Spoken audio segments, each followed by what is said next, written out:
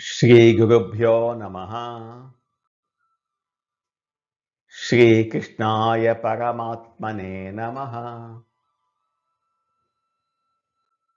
భగవద్గీత విభూతి యోగంలో ఈరోజు మనం 4-5 శ్లోకాలను తెలుసుకుందాం. ఇంతకుముందు శ్లోకంలో శ్రీకృష్ణ పరమాత్మ నన్ను పుట్టుక లేనివానిగా, ఆది లేనివానిగా, లోకాలకు మహాప్రభువుగా తెలుసుకున్నవాడు మోహం చెందనివాడు, అతడు అన్ని పాపాల నుండి ముక్తి పొందుతాడు అని బోధించారు. 4-5 శ్లోకాలు. ఈ 4-5 శ్లోకాలను కలిపి చెప్పుకోవాలి. 4వ శ్లోకం. బుద్ధి జ్ఞానమసమ్మోహ క్షమా సత్యం దమశమః సుఖం దుఃఖం భవో భావః భయం చ భయమేవ చ. 5వ శ్లోకం.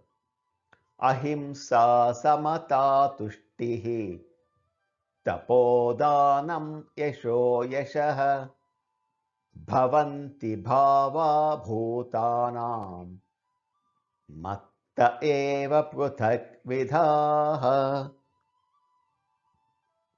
పరమాత్మ విభూతులను ప్రారంభిస్తున్నారు. నా వల్లనే భూతములకు అంటే ప్రాణులకు వివిధములైన భావాలు కలుగుతున్నాయి. ఏమిటా భావాలు చెప్తున్నారు. ఇందులో మొత్తం 20 చెప్పబడుతున్నాయి. బుద్ధి, జ్ఞానం, అసమ్మోహ, క్షమం, సత్యం, దమం, శమం, అహింస, సమత, తుష్టి, తపో, దానం. మొత్తం 12 అయ్యాయి. సుఖం దుఃఖం, భవో అభావో, భయం అభయం, యశో అయశ. 4 జంటలు. ఇవి 8. 12, 8 మొత్తం 20. ఇవి అన్నీ నా వల్లే కలుగుతాయి అన్నారు. విభూతులు అంటే ఉన్న వాటిలో ఈశ్వరుడి శక్తిని చూడటమే విభూతులు. ఈశ్వరుడి శక్తిని చూడటం, దర్శించడం, అనుభూతి చెందడం, తెలుసుకోవడం, దీనిని విభూతి అంటారు. భగవంతుడు అన్నింటిలో ఉన్నప్పటికీ దేనిలోంచి గొప్పగా కనబడతారో దానిని విభూతి అంటాం. విభూతులను గ్రహించి విభూతి స్వరూపుడుగా పరమేశ్వరుని ఉపాసించాలి. సృష్టిలో 2 ఉంటాయి, మంచి చెడు, అల్పము అధికము. ఇవన్నీ ఉంటాయి. ఎందులోంచి గొప్పతనం ప్రత్యక్షం అవుతుందో దానిని పరమేశ్వరుడు అని భావించాలి, తెలుసుకోవాలి, ఉపాసించాలి. మనం ఉపాసించాల్సింది ఉత్కృష్టమైన దాన్ని. ఉత్కృష్టమైన దాన్ని పట్టుకోవాలి. ఉత్కృష్టమైన దాన్ని పట్టుకుంటేనే పరమాత్మను అందుకోగలం. ఇప్పుడు చెప్పిన ఈ 20 కూడా మనస్సు యొక్క భావాలే. ఇవన్నీ కూడా మత్త ఏవ, నా వల్లనే కలుగుతున్నాయి అన్నాడు. అంటే ఇవన్నీ ఆయనలో లేవు, కానీ ఆయన వల్లనే కలుగుతున్నాయి. బుద్ధి అంటే బోధ లక్షణమే బుద్ధి. అర్థం చేసుకోగలగటాన్ని బుద్ధి అంటారు. బోధ అంటే గ్రహించుట. అటువంటి బుద్ధి ద్వారా ఆత్మ వంటి పదాల అర్థం తెలుసుకోవడాన్ని జ్ఞానము అంటారు. ఆ జ్ఞానం వల్ల మోహం పోతుంది. అసమ్మోహ, అజ్ఞానం పోతుంది. అసమ్మోహం అంటే తెలుసుకోవలసి వచ్చిన విషయాల యందు వివేకంతో ప్రవర్తించటం. క్షమ, క్షమ అంటే సహనం. సహనం కూడా ఈశ్వరుడి విభూతి. శుద్ధ అంతఃకరణం కలవారు ఆత్మ యొక్క చైతన్యంగా స్ఫుటంగా తెలుస్తుంది కాబట్టి వారికి క్షమ ఉంటుంది. రజోగుణ తమోగుణ మాలిన్యాలు ఉన్న వాళ్ళకి క్షమ ఉండదు. తిట్టినా కొట్టినా వికారం చెందని చిత్తంతో ఉండడం క్షమ.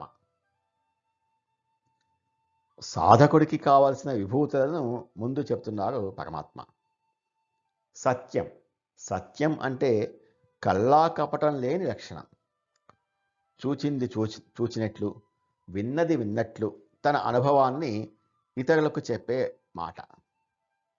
దమము అంటే బాహ్యేంద్రియాల నిగ్రహం. శమము అంటే అంతఃకరణ నిగ్రహం. అహింస. అహింస అంటే హింస లేకుండా ఉండటం, ప్రాణులను పీడించకుండా ఉండటం. సమత.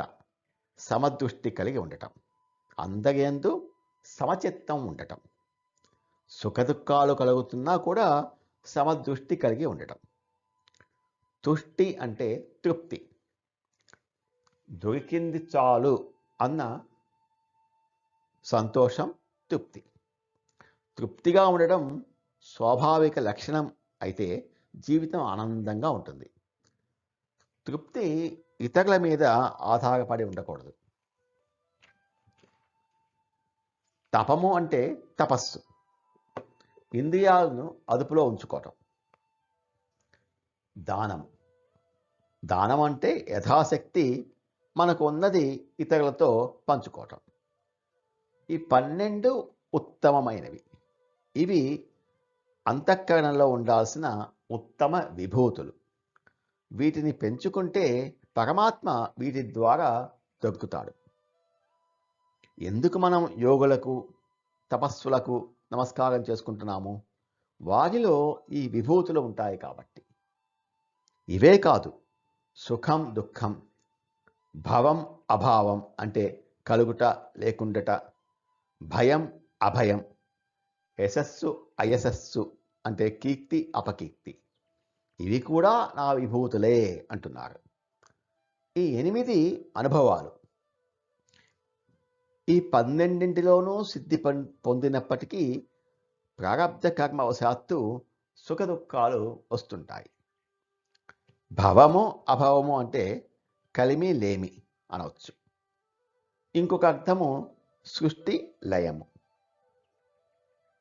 ధర్మం వల్ల కలిగేది కీర్తి, అధర్మం వల్ల కలిగేది అపకీర్తి, లేకపోతే కీర్తి లేకుండా ఉండటం. పైన చెప్పిన 12 ఉంటే ఈ 8 వచ్చినా కూడా సాధకుడు చలించడు. మహాత్ములకు భయం అంటే ధర్మం తప్పకుండా నడుచుకోగలనా అని భయపడుతుంటారు. ధర్మం తప్పకుండా నిర్వహించాలి అని బాధ్యతగా ఉంటారు మహాత్ములు. మహాత్ములకు దుఃఖము అంటే ఈ జన్మ లోపల భగవంతుడిని పొందగలనా అని దుఃఖపడుతుంటారు. భగవత్ ప్రాప్తి కొరకు దుఃఖపడుతుంటారు. ఇవన్నీ ప్రాణులకు వారు చేసుకున్న కర్మలను అనుసరించి అనేక విధాలుగా నా వల్లనే అంటే ఈశ్వరుడి వల్లనే కలుగుతున్నాయి అంటున్నారు. ఇప్పటి నుంచి ఈశ్వర రూపంగా సంసారాన్ని చూస్తే విభూతి అవుతుంది. ఈశ్వరుడిని మరిచిపోయి సంసారాన్ని చూస్తే అది సంసారమే. స్వరూపాన్ని మరిచి చూస్తే సంసారము, స్వరూపాన్ని గుర్తించి చూస్తే విభూతి. బుద్ధి జ్ఞానమసమ్మోహ క్షమా సత్యం దమః శమః సుఖం దుఃఖం భవో భావః భయం చ భయమేవ చ అహింసా సమతా తుష్టిః తపోదానం యశో యశః భవంతి భావా భూతానాం మత్త ఏవ పృథగ్విధాః. బుద్ధి జ్ఞానం, మోహరాహిత్యం, క్షమ సత్యం, దమం శమం, సుఖం దుఃఖం, భావం అభావం, భయం అభయం, అహింస సమత, సంతృప్తి, దానము, కీర్తి అపకీర్తి ఈ భావాలన్నీ ప్రాణులకు అనేక విధాలుగా నా వల్లనే కలుగుతున్నాయి అని అంటున్నారు శ్రీకృష్ణ పరమాత్మ. నమో భగవతే వాసుదేవాయ. ఏతత్ ఫలం శ్రీకృష్ణార్పణమస్తు. స్వస్తి.